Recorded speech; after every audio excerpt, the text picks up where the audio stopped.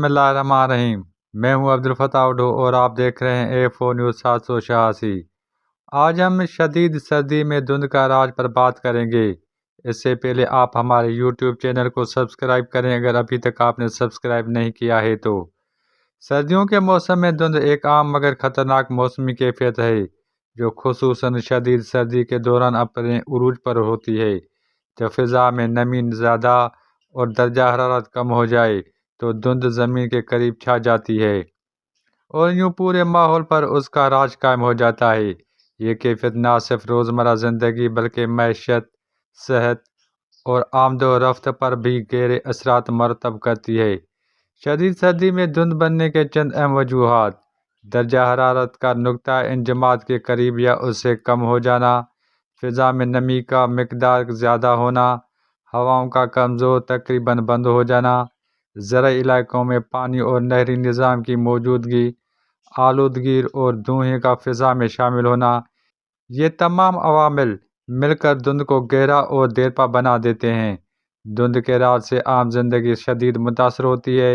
صبح کے اوقات میں حد نگاہ کم ہو جاتی ہے جس سے لوگ دفاتر، اسکولوں اور بازاروں تک بروقت نہیں پہنچ پاتے۔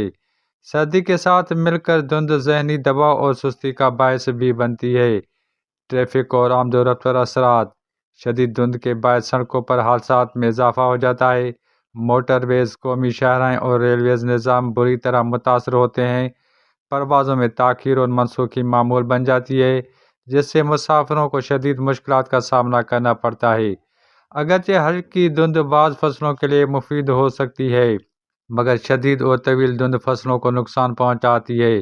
سورج کی روشنی نہ ملنے کے باعث فصلوں کو نشو و نما رک جاتی ہے جس سے پیداوار کم ہو جاتی ہے اور کسانوں کو معاشی نقصان اٹھانا پڑتا ہے۔ دھند اور شدید سردی سانس کے امراض، نزلہ، زکام، کھانسی اور دمے جیسے مسائل میں اضافہ کرتی ہے۔